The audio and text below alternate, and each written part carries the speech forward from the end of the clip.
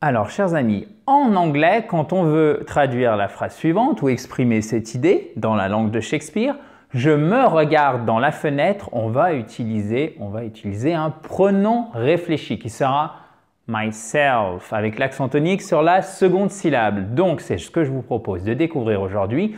Comment on forme ces fameux pronoms réfléchis, comment on les utilise. On va avoir des exemples concrets. Bien évidemment, un récap de tous ces pronoms réfléchis, quelle que soit la personne, singulier, pluriel, etc. Et demain, dans la deuxième partie, puisque c'est une mini-série de 2 vidéos, on verra des exemples avec des expressions idiomatiques que vous devez connaître parce qu'elles sont très courantes. Et oui, sur cette fabuleuse chaîne YouTube, on essaye de faire du concret pour que vous puissiez progresser rapidement en anglais, chers amis. Alors, le pronom réfléchi, j'ai mis une flèche et entre guillemets qui revient. Pourquoi? Parce que, comme son nom l'indique, il réfléchit, c'est-à-dire que vous envoyez et ça revient sur le sujet. Je me regarde dans la fenêtre, c'est je regarde moi-même dans la fenêtre. Et ça se dit en anglais. Déjà, la formation au niveau du verbe, c'est to look at something, someone. Ok, donc faites bien attention. Il y a une préposition qu'il ne faut surtout pas oublier. I'm looking at myself in the window. Ok? Accent tonique ici, première syllabe. Pour les pronoms réfléchis, il est toujours sur le self, l'accent tonique. Donc, ce n'est pas myself, mais c'est myself, yourself, himself. Ok? Et après, c'est window. C'est un i court, mais l'accent tonique est sur la première syllabe. Donc, je regarde à moi-même dans la fenêtre.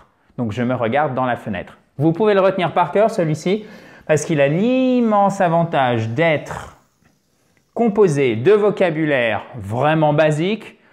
To look, window, ok? Mais il y a aussi cette forme très importante au niveau du groupe verbal. Regardez quelque chose, to look at something, ok? Faites bien attention à ça. Vous pouvez le retenir. Maintenant, je vous propose de passer à la formation de ces fameux pronoms réfléchis, parce qu'ils sont un peu bizarres, je vous avoue. Regardez, à la fois, vous avez une base qui est celle des adjectifs possessifs, donc my, your, her, it's, our, your. Mais parfois, c'est seulement les pronoms personnels, comme par exemple him, d'accord? Ce ne sera pas his self, comme ça. Non, ça sera him. Donc, faites bien attention. Là, il faut les apprendre par cœur. Vous n'avez pas le choix. Donc, pour la première personne du singulier, c'est myself, moi-même. Toi-même, c'est yourself. Et si vous dites vous-même, ça sera aussi yourself. OK? Mais vous allez me dire, Adrien, je ne comprends pas. Ici, tu nous montres yourselves. Mais ça, c'est pour la deuxième personne du pluriel. Quand vous avez 2 personnes minimum. Ce n'est pas une forme de politesse. Ici, l'utilisation de yourself ou de yourselves est liée non pas à la politesse, d'accord, au registre de langue, mais au nombre de personnes. Donc, même si vous voyez quelqu'un en français et que vous voulez utiliser un pronom réfléchi pour cette personne, vous devrez utiliser yourself. Si elle est toute seule, si c'est 2 personnes, yourselves. OK? Et c'est the à la fin. Donc, voyons comment ça se forme. Myself, yourself, himself. Faites attention, là, c'est une base sur le pronom personnel. OK? C'est pas himself, comme je vous l'ai mis ici, mais c'est himself, himself, herself. Ensuite, itself, itself. Alors, il est moins utilisé quand même parce que ce serait pour un objet ou un animal, vous voyez, donc c'est plus rare. Ourselves, yourselves. The à la fin pour ces deux-là, et faites bien attention, c'est pas EF à la fin, c'est VES, VES pour les deux. Ourselves, yourselves.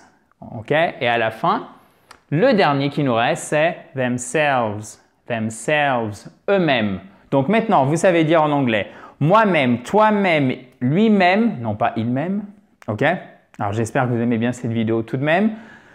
Nous-mêmes, vous-même, eux-mêmes. OK? On revoit l'exemple qu'on a vu tout à l'heure. Maintenant, vous devez savoir, là, pour une fois, là, intentionnellement, je me pousse, je me mets devant. Je me regarde dans la fenêtre. Donc, quand je vous dis je me regarde dans la fenêtre, je suis en train de me regarder. Vous voyez, c'est tout l'intérêt de l'anglais, l'intérêt du temps du présent simple ou du présent progressif. Ne regardez quand même pas la réponse, ok? Pourquoi? Parce qu'on introduit une nuance en plus. Donc là, c'est quelque chose qui est vraiment en train de se passer dans le présent. Donc, présent progressif, je me regarde dans la fenêtre. I'm looking at myself in the window. Ok? Donc, faites bien attention à l'accent tonique ici, à l'accent tonique qui est là, à l'accent tonique qui est là. À l'écrit, et évidemment à l'oral aussi, n'oubliez pas at. C'est pas I'm looking myself. Non, non, non, c'est I'm looking at myself. Ok? I'm looking at myself in the window. Dans la fenêtre. Il est tout bête en fait. Et je vous donne, avant qu'on en voit plus demain évidemment, chers amis, une phrase toute faite et un mot qui s'appuie sur la phrase qu'on voit juste avant, qui sont très très courants et que vous connaissez peut-être déjà. Do it yourself, ok? Do it yourself. Fais-le toi-même. En gros, débrouille-toi, pour ne pas dire toi. Do it yourself. Ok, guys? Et si jamais il y a 3 personnes maintenant, par exemple, je suis avec un groupe d'enfants et ça fait 50 fois qu'ils me demandent la même chose, je peux dire, ok, do it yourselves. Vous vous débrouillez, les gars. Ok? Do it yourself. Et lorsque c'est un nom, donc si c'est un nom composé, qu'est-ce qu'on fait? On met des tirets entre les mots. Donc, surtout ne pas oublier les tirets. Ça indique que c'est un nom. Ok? Donc, ça, c'est un tiret, ça, c'est un tiret. Et c'est le bricolage, en fait. Peut-être que vous l'avez déjà vu. Le do it yourself, c'est le bricolage en bon anglais. Ok? Une dernière chose sur la position du pronom réfléchi, pardon, il se met directement derrière le verbe, d'accord? Vous voyez, il n'est jamais loin. I'm looking at myself. Ok? On va pas le mettre, on va pas dire I'm looking in the window at myself. Ça colle pas. Ok? Là, c'est vraiment le groupe verbal, il reste soudé. D'accord? Ça, c'est aussi important au niveau de la syntaxe, c'est-à-dire l'ordre des mots dans la phrase. Voilà, j'espère que c'est clair pour vous, chers amis. Si c'est le cas, si vous avez apprécié cette vidéo, je vous invite à mettre un gros pouce bleu comme ceci, juste en bas à droite. Et n'oubliez pas, si vous ne l'avez pas encore fait, de vous abonner à la fabuleuse chaîne YouTube en cliquant sur le bouton rouge juste ici en bas à droite et de récupérer votre kit complet pour vous mettre ou pour vous remettre à l'anglais. Pour ceci, vous cliquez sur le i en haut à droite ou sur le lien qui est sous la vidéo entre les commentaires et la vidéo. Si vous êtes sur Facebook, le lien est above my head, juste au-dessus de ma tête. Vous avez une question, un commentaire, vous mettez ça aussi juste en dessous.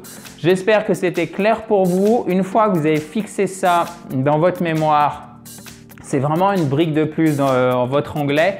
Et vous allez voir que c'est d'autant plus intéressant et important de les connaître parce qu'il y a beaucoup d'expressions dont on en verra 6 demain de cette liste d'expressions qui sont indispensables, qu'on utilise tous les jours et qui contiennent des pronoms réfléchis. Donc, autant ne pas s'en priver, chers amis.